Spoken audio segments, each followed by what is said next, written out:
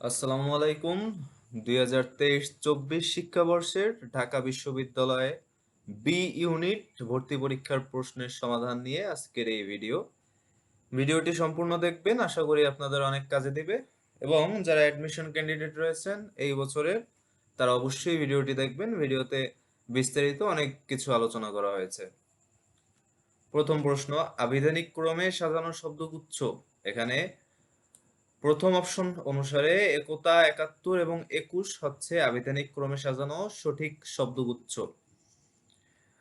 পরবর্তী অপশনগুলো দেখলে লক্ষ্য করবেন যে এখানে প্রথমটি রয়েছে ক, পরে আবার কা, পরে আবার ক, অর্থাৎ এখানে শব্দক্রম সঠিক নেই। দ্বিতীয়টিও সেম, এখানে শুরুতে রস্যকার রয়েছে, পরে কোনো কার ছাড়া। পরবর্তী অপশনে ম, মা এবং ম, অর্থাৎ এখানেও কোনো সিরিয়াল মেনটেন করা হয়নি, তাই সঠিক উত্তর এখানে একতা, একাত্তর এবং 21। দ্বিতীয় প্রশ্ন, যার কিছু নেই এক কথায় প্রকাশ করলে কি হবে? এখানে যার কিছু নেই এর এক কথায় প্রকাশ হচ্ছে অকিঞ্চন। অনুভূতিজাত কাল্পনিক ধ্বনির অনুকার। এখানে অনুভূতিজাত কাল্পনিক ধ্বনির অনুকার হচ্ছে পিট পিট। পিট পিট হচ্ছে এখানে অনুভূতিজাত কাল্পনিক ধ্বনির অনুকার। মানুষের যখন পতন আসে তখন পদে পদে ভুল হয়ে থাকে, এটি কোন রচনার উদ্ধৃতি? এটি 52 দিনগুলোর উদ্ধৃতি। এই উদ্ধৃতিটি করেছেন বঙ্গবন্ধু শেখ মুজিবুর রহমান। অধ্যাপক শব্দে অ এর উচ্চারণ হলো সম্বৃত। সম্বৃত বলতে সেসব উচ্চারণকে বোঝানো হয় যেখানে কোনো বর্ণের সঠিক উচ্চারণ প্রকৃত উচ্চারণকে বিকৃত পরিবর্তিত উচ্চারণ করা হয়। এক্ষেত্রে অধ্যাপক এটির উচ্চারণ হয় অধ্যাপক, অর্থাৎ অ এর উচ্চারণ ও এর মতো উচ্চারিত হয়, তাই এখানে অ এর উচ্চারণ হচ্ছে সম্বৃত। ট্রিওলজি এর পারিভাষিক শব্দ কি? ট্রিওলজি এর পারিভাষিক শব্দ হচ্ছে ত্রয়ী। গ্যারেজ শব্দটি কোন ভাষা থেকে আগত? গ্যারেজ শব্দটি ফরাসি ভাষা থেকে আগত। ভুলের মধ্য দিয়ে গিয়েই তবে সত্যকে পাওয়া যায়, এটি কার রচনা থেকে নেওয়া হয়েছে? এটি কাজী নজরুল ইসলামের আমার পথ রচনা থেকে নেওয়া হয়েছে। রেইনকোট গল্পে কোনটিকে পাকিস্তানের শরীরের কাঁটা বলে অভিহিত করা হয়? এখানে শহীদ মিনার উত্তর হবে, অর্থাৎ শহীদ মিনারকে পাকিস্তানের শরীরের কাঁটা বলে অভিহিত করা হয়। বিপুলা এই পৃথিবীর কতটুকু জানি, এখানে কতটুকু কোন পদ? এখানে কতটুকু হচ্ছে ক্রিয়া বিশেষণ। আমরা জানি ক্রিয়া বিশেষণ হচ্ছে যে বিশেষণ বা যে শব্দাংশ বা শব্দ ক্রিয়াকে মডিফাই করে, বিশেষায়িত করে, তাকেই ক্রিয়া বিশেষণ বলা হয়। এখানে কতটুকু শব্দটি জানিকে বিশেষায়িত করতেছে, তাই কতটুকু হচ্ছে ক্রিয়া বিশেষণ। এখানে জানি হচ্ছে ক্রিয়া, ক্রিয়াকে বিশেষায়িত করলে সে শব্দটি অবশ্যই ক্রিয়া বিশেষণ হবে। যেখানে আমরা বলি চমৎকার, সেখানে তিনি বলেন চলনসই, বাক্যটি কোন কালের? এটি সাধারণ বর্তমান কালের। নেকলেস গল্পে উল্লেখিত শ্যাটিন কি? শ্যাটিন হচ্ছে রেশমি বস্ত্র, অর্থাৎ এক ধরনের রেশমি বস্ত্রকে শ্যাটিন বলা হয়। কোনটি শুদ্ধ নয়? এখানে শুদ্ধ নয় মরীচিকা। মরীচিকা বানানটি এখানে শুদ্ধ নয়। বিপ্রকর্ষের উদাহরণ হচ্ছে, এখানে বিপ্রকর্ষের উদাহরণ হচ্ছে তুর্ক। তুর্ক থেকে তুরুক, অর্থাৎ বিপ্রকর্ষ বলতে আমরা বুঝি মধ্য সরাগম। মধ্য সরাগমের অপর নাম হচ্ছে বিপ্রকর্ষ। এখানে তুর্ক শব্দের রেফের সাথে রস্যকার যুক্ত হয়ে গেছে তুরুক, অর্থাৎ তুর্ক পরিবর্তিত হয়েছে তুরুকে, তাই এটি বিপ্রকর্ষের উদাহরণ। কোন শব্দটিতে খাঁটি বাংলা উপসর্গ ব্যবহৃত হয়েছে? এখানে অজানা শব্দটিতে বাংলা উপসর্গ ব্যবহৃত হয়েছে। Choose the correct adverb. এখানে অ্যাডভার্ব হচ্ছে প্রিটিলি, অর্থাৎ আমরা জানি অ্যাজেক্টিভ কোন অ্যাজেক্টিভের সাথে যখন এলওয়াই যুক্ত থাকে তখন ওই শব্দটি একটি অ্যাডভার্ব হয়। এখানে প্রিটি অ্যাজেক্টিভ, প্রিটিফাই হচ্ছে পিরিটি এর ভার্ব ফর্ম এবং প্রিটিয়ার হচ্ছে পিরিটি এর comparative form. What is the antonym of ancient? Ancient শব্দ অর্থ হচ্ছে প্রাচীন, কন্টেম্পোরারি শব্দ অর্থ হচ্ছে বর্তমান, অর্থাৎ অ্যানসেন্ট এর অ্যান্টোনিয়াম হচ্ছে contemporary. What is the synonym of animosity? Animosity শব্দ অর্থ হচ্ছে বিদ্বেষ, যার সমার্থক শব্দ হচ্ছে এনমিটি। এনমিটি শব্দ অর্থ শত্রুতা অথবা বিদ্বেষ। Choose the correct option. How does the flood affect Purnima's lifestyle? How the food affect Purnima's lifestyle? How was the food affect Purnima's lifestyle? How does the food affect Purnima's lifestyle? এখানে আমরা লক্ষ্য করলে দেখব যে B number অপশনে how এর সাথে কোনো অক্সিলারি ভার্ব নেই। আমরা জানি ডব্লিউএইচ ওয়ার্ডের সাথে সবসময় একটি অক্সিলারি ভার্বের দরকার হয়, তাছাড়া অপশনটি ভুল হয়, বাক্যটি ভুল হয়, অতএব বি নাম্বার অপশনটি ভুল। সি নাম্বার অপশনে how was the food effect Purnima's lifestyle, এখানে ডব্লিউএইচ ওয়ার্ডের সাথে অক্সিলারি ভার্ব থাকলেও আমরা জানি যখন সেন্টেন্সে বি ভার্ব ব্যবহৃত হয় তবে তখন মেইন ভার্বটি দুটি ভাবে পরিবর্তিত হয়ে যায়। একটি হচ্ছে এটির সাথে হয় আইএনজি যুক্ত হয় অথবা এই ভার্বটি ভার্ব 3 তে রূপান্তরিত হয়। এখানে একটিও হয়নি, ভার্ব বেস ফর্মে রয়েছে, তাই এই বাক্যটি ভুল। 4 নম্বর অপশনে how does the food effect Purnima's lifestyle, এক্ষেত্রে ইফেক্ট হচ্ছে একটি নাউন। সো এখানে সাবজেক্টের পরে নাউন ব্যবহৃত হয় না, সাবজেক্টের পরে সবসময় ডব্লিউএইচ কোনো কোয়েশ্চেনে সাবজেক্টের পরে অলওয়েজ ভার্ব ব্যবহৃত হয়, তাই এখানে ইফেক্ট হবে না, এখানে হবে এফেক্ট। তো এ নাম্বার অপশনে how does the food effect Purnima's lifestyle, এই বাক্যটি 100% correct. Which word is misspelled, এখানে রিসিভড শব্দটি মিসস্পেলড, প্রশ্নে এই আইটি ই এর পূর্বে ছিল, অটো কারেক্ট অপশন অন করার কারণে এখানে রিসিভড বানানটি সঠিক অবস্থায় রয়েছে। এখানে প্রশ্নে ছিল আর E C I E P T, অর্থাৎ রিসিভড শব্দটি ভুল ছিল। Which of the following sentence has an interjection in it, এখানে well it is time to say good bye, এইখানে ওয়েল শব্দটি হচ্ছে একটি ইন্টারজেকশন। সাধারণত কোনো আবেগ অথবা কোনো কোনো বাক্যে কোনো অর্থহীন কোনো শব্দকে ব্যবহার করার কি আমরা ইন্টারজেকশন বলে থাকি। এখানে ওয়েল শব্দটি একটি ভাব প্রকাশ করতেছে বিদায়ের সময়, এখানে অর্থটা দাঁড়ায় যে বিদায়ের সময় সে বলেছে যে আচ্ছা এখন বিদায় জানানোর সময়, এখানে আচ্ছা অর্থে ওয়েল শব্দটি ব্যবহৃত হয়েছে, এখানে ওয়েল হচ্ছে interjection. Choose the correct sentence. I bought 2 pair of trousers. Can you give me some advices? I read I read poetry about a horse. Hamlet is one of Shakespeare's most famous works. যদি grammatically দেখা হয় এখানে 4টি বাক্যের একটি বাক্য সঠিক নয়, তবে তবে ইনফর্মাল ইংলিশ অনুসারে ডি নাম্বার বাক্যটি সঠিক রয়েছে। চলুন আমরা প্রত্যেকটি বাক্যকে কেন ভুল সেটি নির্ণয় করি। I bought 2 pair of trousers, এখানে 2 এর কারণে পেয়ার শব্দটি প্লুরাল হয়ে যাবে, এখানে হওয়ার কথা ছিল pairs. I bought 2 pairs of trousers, এখানে পেয়ার্স থাকলে বাক্যটি সঠিক থাকতো, কিন্তু পেয়ার্স নাই, এই জন্য এখানে সেন্টেন্সটি ভুল।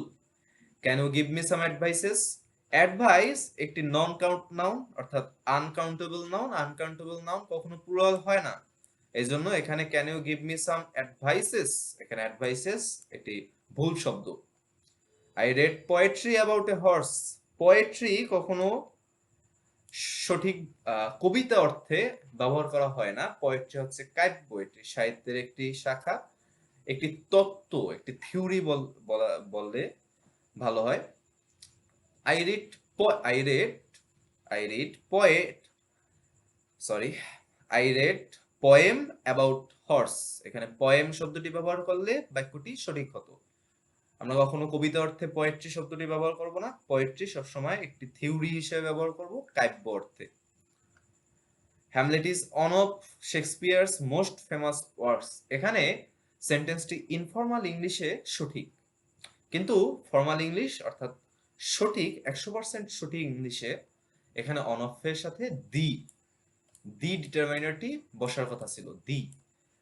আমার টাচপ্যাডের আমার কাছে টাচপ্যাড নেই, তাই আমি মাউস ইউজ করে লিখতেছি, তাই এখানে বুঝতে একটু অসুবিধা হতে পারে, আপনারা মানিয়ে নেবেন। Hamlet is one of the Shakespeare's most famous works, এখানে দি হওয়ার কথা ছিল, দি নেই, তবে দি ছাড়াও এই সেন্টেন্সটি ইনফর্মাল ইংলিশে কারেক্ট, তাই এখানে সঠিক অ্যান্সার হচ্ছে D. Choose the correct sentence. Cycling is a good exercise, cycle is a good exercise, to cycle is a good exercise, to cycle is good exercise. এখানে সাবজেক্টে ম্যাক্সিমাম ক্ষেত্রে যখন কোনো কাজকে সাবজেক্ট আকারে বোঝানো হয় বা লেখা হয়, উল্লেখ করা হয়, সেক্ষেত্রে আমরা সেটি জিরান্ড করে দিই, অর্থাৎ ভার্ব প্লাস আইএনজি করে দিই। ভার্ব প্লাস আইএনজি কে জিরান্ড বলা হয়। এখানে সাবজেক্ট হিসেবে জিরান্ডের ব্যবহার লক্ষ্য করা যাচ্ছে। Cycling is a good exercise, এখানে টু সাইকেল ব্যবহৃত হবে না।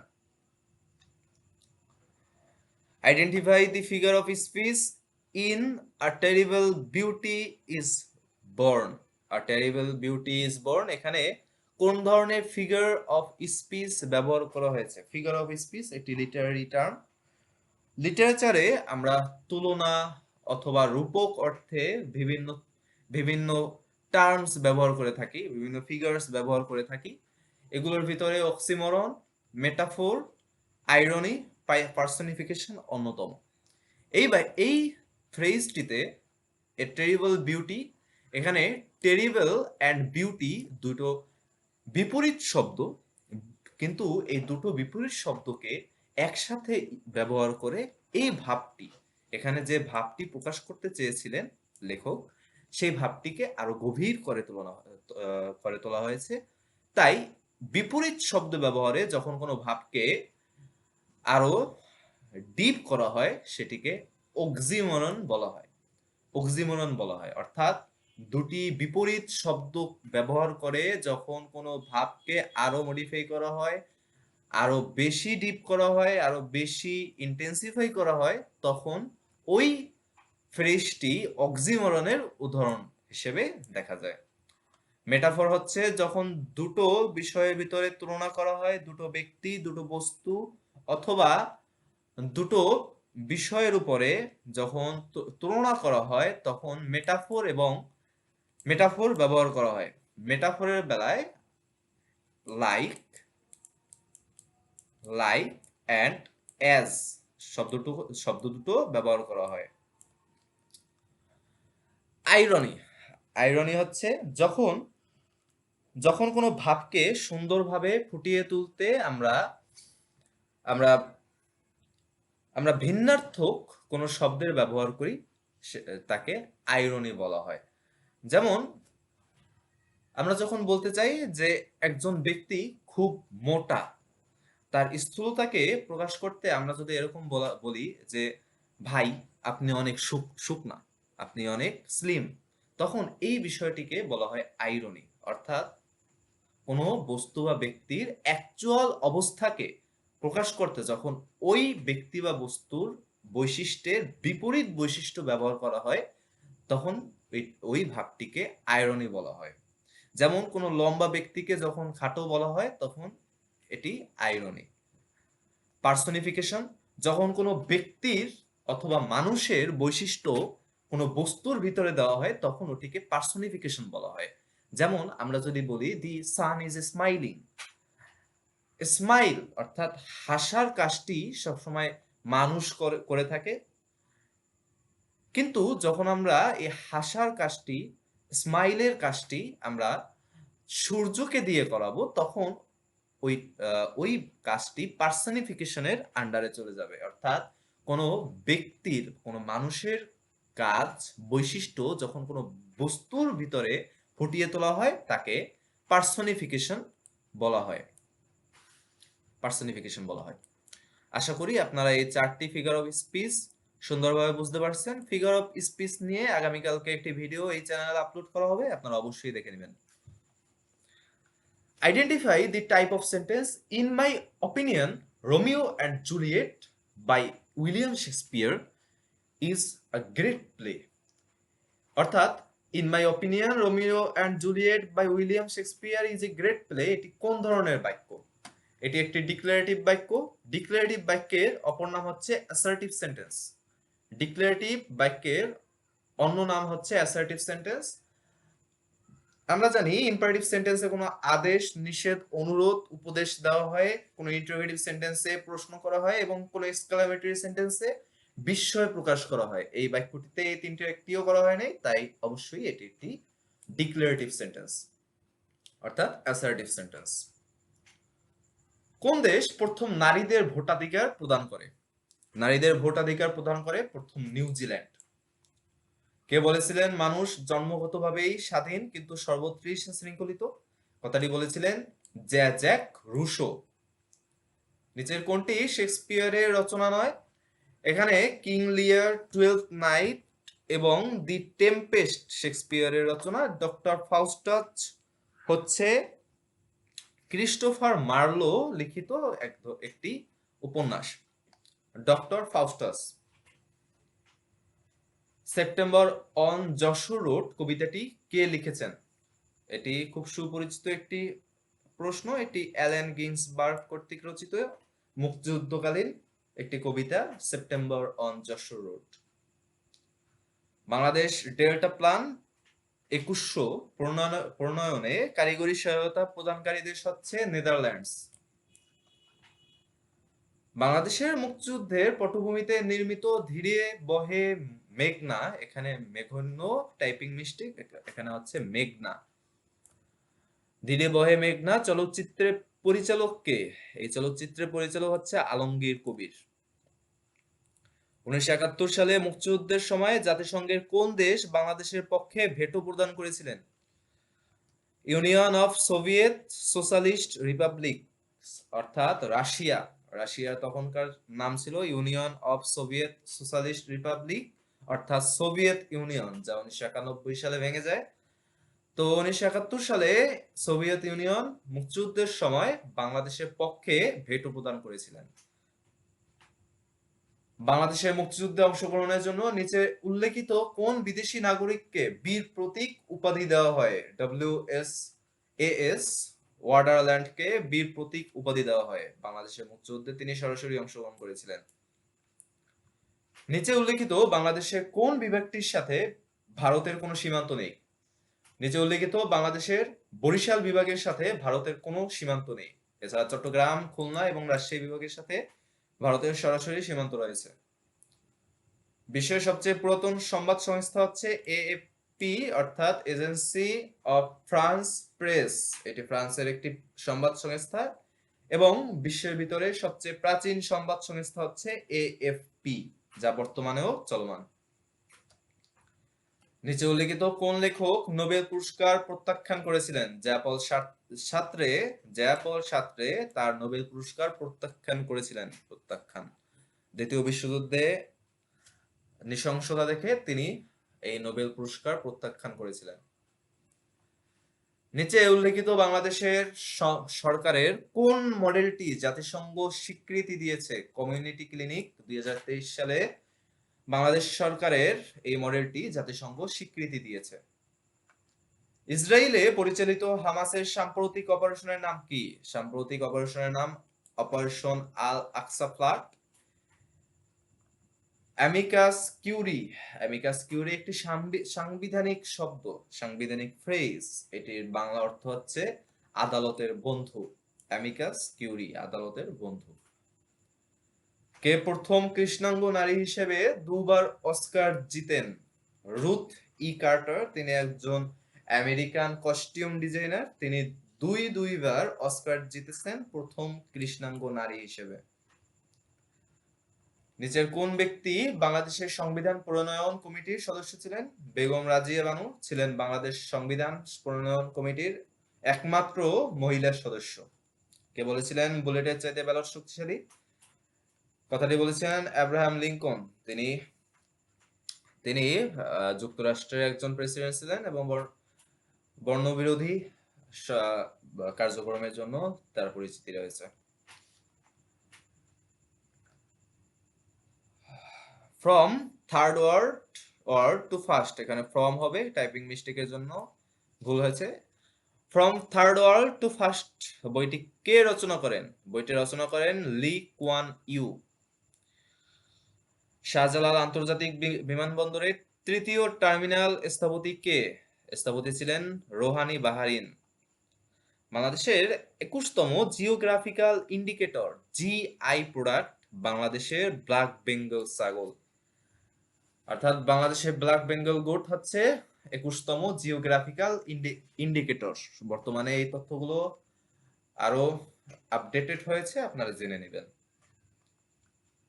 নিচের উল্লেখিত কোন বইটি বঙ্গবন্ধু শেখ মুজিবুর রহমান রচনা করেনি? এখানে কারাগারের রোজনামচা, অসমাপ্ত আত্মজীবনী এবং আমার দেখা নয়া চীন বঙ্গবন্ধু শেখ মুজিবুর রচিত।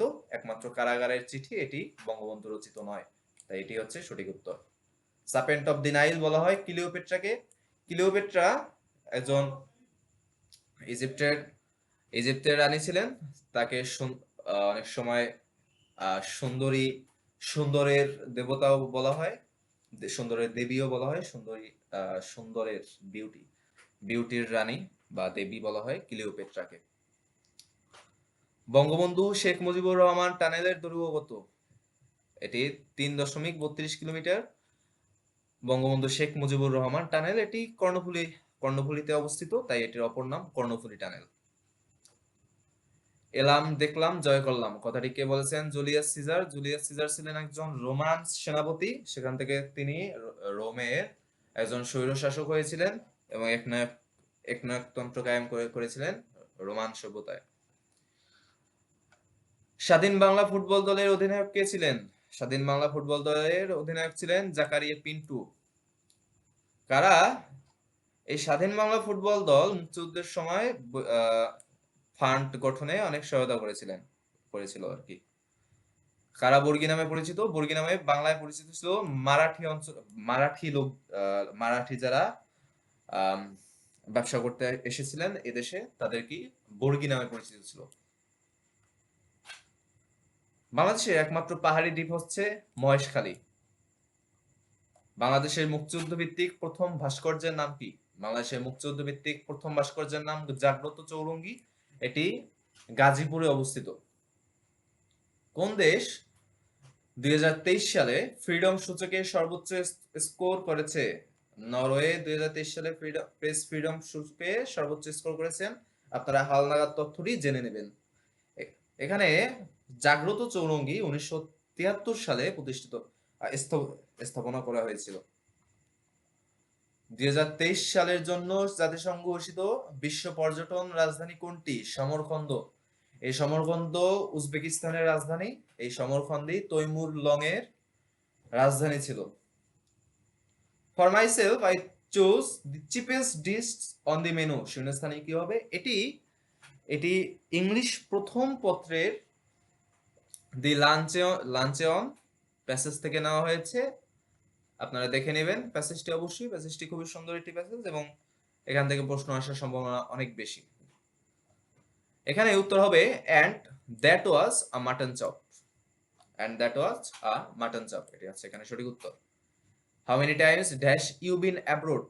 এখানে have you been abroad অর্থাৎ কিছুদিনের জন্য যখন কোথাও যাওয়া হয় বা থাকা হয় তখন ওই সময় বিন শব্দটি ইউজ করা হয় এবং বিনের সময় সর্বদা হ্যাভ, অর্থাৎ সেন্টেন্সটি পারফেক্ট টেন্সে হয়ে থাকে, প্রেজেন্ট পারফেক্ট টেন্স। তো how many times have you been abroad? কিছু সময়ের জন্য কেউ অ্যাব্রোড বিদেশে গেলে সেক্ষেত্রে বিন শব্দটি ইউজ হয় এবং টেন্স হয় present perfect tense. How does junk food dash from fast food? এখানে শব্দটি হবে ডিফার। ডিফার হচ্ছে ডিফারেন্টের ভার্ব ফর্ম, অর্থাৎ পার্থক্য করা, পার্থক্য হওয়া। তো how does junk food differ from fast food? কিভাবে জাঙ্ক ফুড ফাস্ট ফুডের থেকে আলাদা? He was selected from dash competitors. যখন দুইয়ের বেশি ব্যক্তি বা বস্তুর ভিতর থেকে একজনকে চুজ করা হয়, তখন সেক্ষেত্রে অ্যামং ব্যবহার করা হয়, এবং দুজন কম্পিটিটরের ভিতর থেকে চুজ করলে সেখানে বিটুইন ব্যবহৃত হতো। তাই এখানে যেহেতু 400 কম্পিটিটর, অবশ্যই অ্যামং শব্দটি ব্যবহৃত হবে, বিটুইন না। বিটুইন শব্দটি ব্যবহৃত হতো যদি এখানে 2 কম্পিটিটরস থাকতো। এবং বাকি অপশনগুলো এখানে অর্থে সামঞ্জস্যপূর্ণ না। She has been the principal of school dash the last 5 years। এখানে for the last 5 years হবে সাধারণত প্রেজেন্ট পারফেক্ট কন্টিনিউয়াস টেন্সে। অনির সরি নির্দিষ্ট নির্দিষ্ট সাংখ্যিক সময়, অর্থাৎ যখন কোনো সাংখ্যিক সময় উল্লেখ থাকবে সেক্ষেত্রে ফর ব্যবহার করা হয়।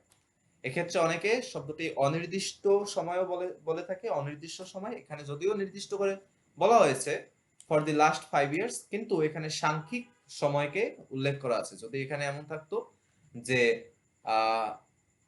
ড্যাশ 2021, এখানে সালের নাম উল্লেখ আছে 2021, সেক্ষেত্রে এখানে সিন্স ব্যবহার করা হতো, সিন্স 2021। অথবা এখানে যদি for the dash the morning শব্দটি থাকতো, সেক্ষেত্রে আমরা সিন্স ব্যবহার করতাম, সিন্স দি মর্নিং।